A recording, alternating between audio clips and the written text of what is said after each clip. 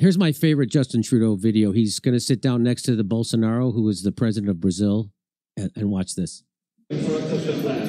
Please look in the direction of the photographer. So this is Bolsonaro. He doesn't want anything to do with this guy. Here sitting near Protestor, please look to the back in the direction of the photographers. Oh, wow.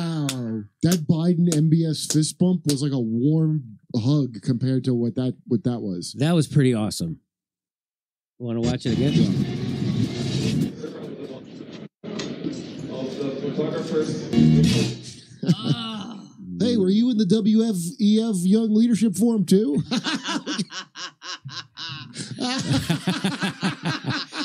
He's a trucker. Bolsonaro's a trucker.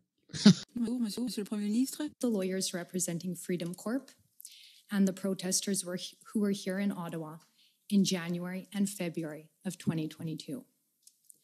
I want to first talk to you about the events that led up to the invocation of the Emergencies Act. You would agree with me that the Emergencies Act was invoked on Valentine's Day, Monday, February 14th, correct? Yes. And you are aware that this commission has received evidence from the police and other witnesses that on Monday, February 14th, the Ambassador Bridge was reopened, as was Coots. All the borders were reopened, correct?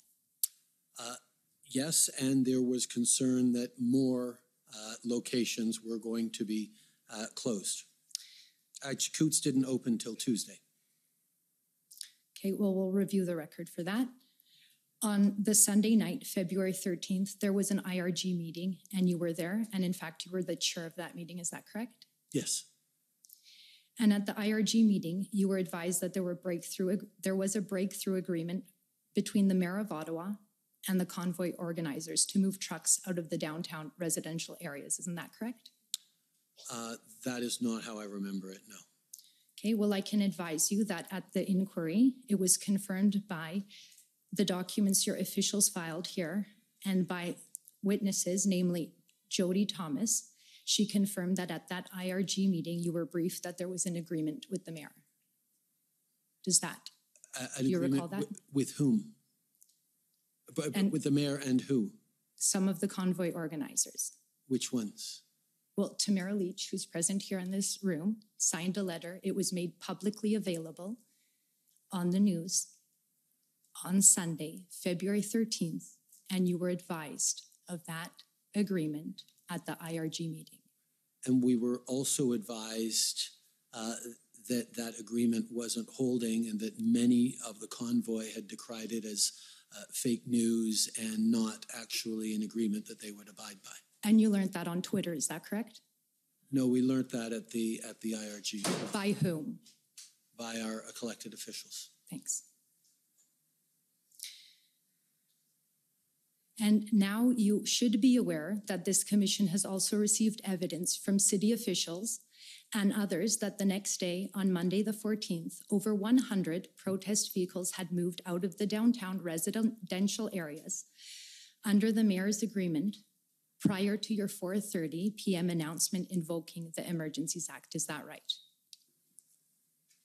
I can't speak to that, but I'm sure others have or will. They have. And you are aware of the evidence before this commission from police officials and others who testified that the efforts by the truckers to further vacate the downtown residential areas under the mayor's deal were blocked by the police on both Tuesday and Wednesday, February 15th and 16th. Are you aware of that? No, I am not. My understanding was the police were allowing anyone who wanted to leave to leave. Okay. Would you agree with me that it would have been a far better outcome if you and your colleagues would have allowed the de-escalation agreement with the mayor to be completed, and there would have been no need to invoke the extraordinary powers of the Emergencies Act, including the significant and violent police actions and freezing Canadians' bank accounts? If I could interrupt, Commissioner, it's Brian Gover on behalf of the Government of Canada. The agreement was to move the protesters to Wellington. My friend is misstating the evidence in my submission. I could provide some clarity. Okay, go ahead. It's very well known in the agreement with the mayor that it was to remove vehicles from the downtown residential areas. And yes, Mr. Gover, thank you, to move to Wellington, but out of residential areas apart from Wellington. So thank you.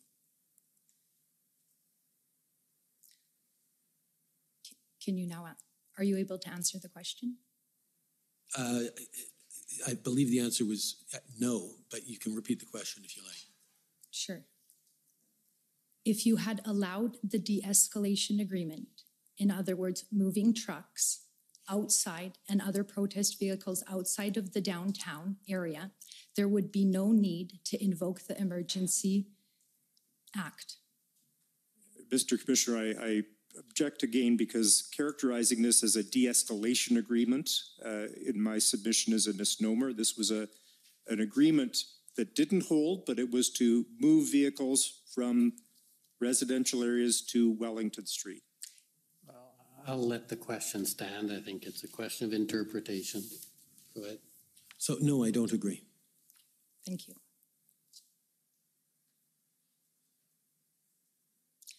Your officials have testified that they were following the convoy as it began moving from regions of Canada towards Ottawa. And you are aware that thousands of Canadians lined the highways and overpasses to cheer the truckers. Is that right? I can't speak to the number, but yes, Thank you. There were many supporters, yes. Mr. Prime Minister, I would like to read to you an excerpt from 3 of the many statements that Canadians prepared for this commission. Canadians who supported the convoy and explained why. And I would ask the registrar to bring up document ID HRF 401660. If you could turn to page 274, please.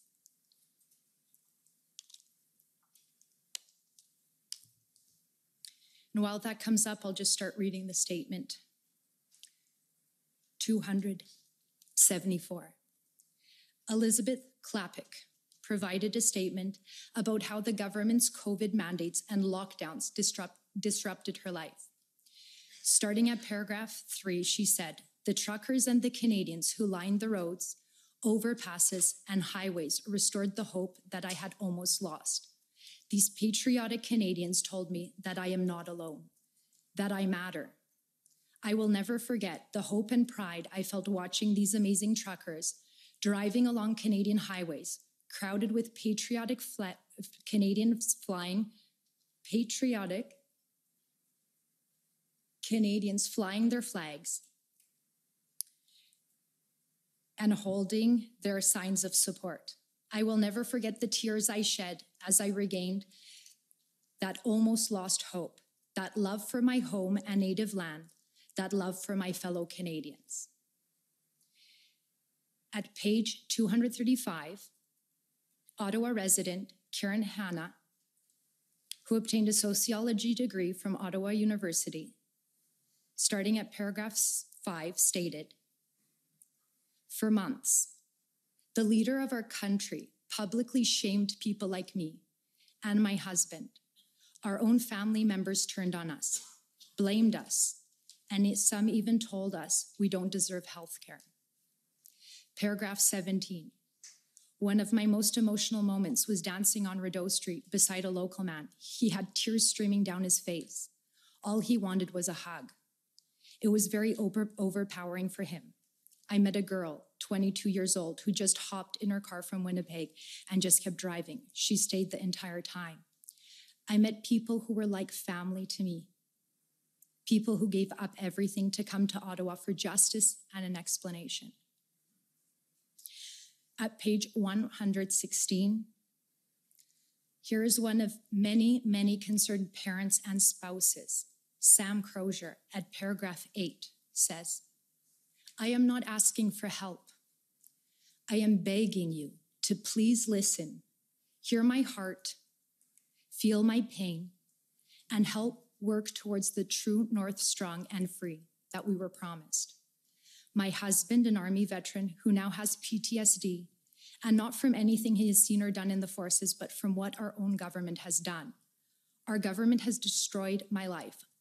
I, a once optimistic, full of life person, find myself struggling to stay above water now.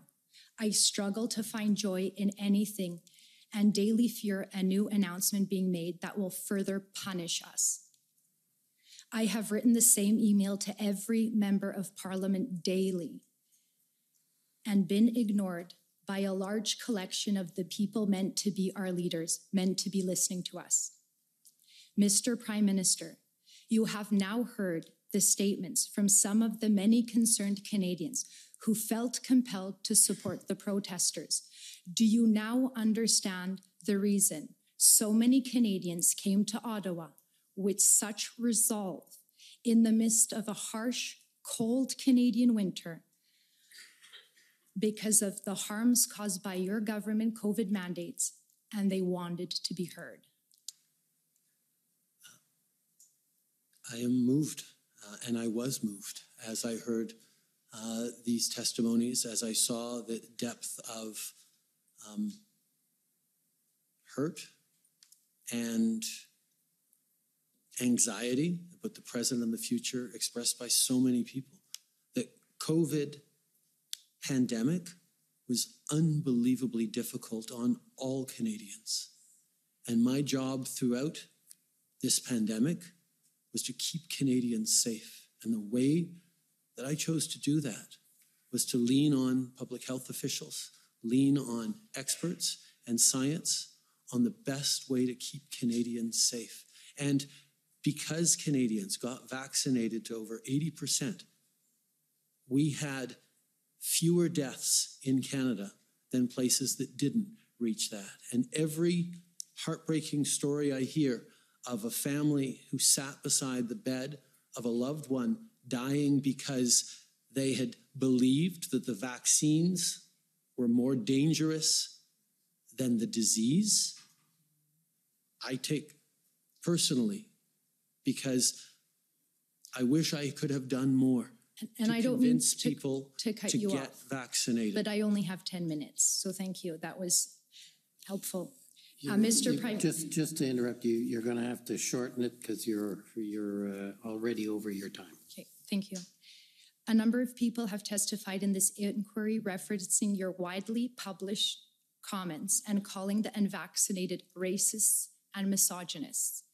And we have heard testimony in this inquiry about how some of your officials wanted to label protesters as terrorists. Would you agree with me that one of the most important roles of a prime minister is to unite Canadians and not divide them by engaging in name calling? I did not call people who were unvaccinated names. I highlighted there is a difference between people who are hesitant to get vaccinated for any range of reasons and people who deliberately spread misinformation that puts at risk the life and health of their fellow Canadians. And my focus every step of the way, and the primary responsibility of a prime minister, is to keep Canadians safe and alive. Right. So in terms of safety, when you met with, I'll reframe, Minister Blair, Public Safety Minister, Minister Mendicino, National Security Intelligence Advisor Jody Thomas, and RCMP Commissioner Brenda Lucki, and today you testified that the federal government was committed to exhausting all alternatives to a resolution prior to making a decision to invoke the extraordinary powers of the Emergencies Act. Do you agree that that accurately describes your government's position? That the invocation of the Emergencies Act was a measure of last resort, was not something to be taken lightly. Thank you. And something to do when other options were not effective. And you are aware that the OPP, along with others, developed an engagement proposal, and you were advised of that proposal at the IRG meeting on February 12th, correct? It was a proposal, but we had, and it was presented to us, we had more questions about how it would actually work. It was not a complete proposal. My last question, Mr. Prime Minister, When did you and your government start to become so afraid of your own citizens? That's a very I am unfair. not, and we are not. Those are my questions.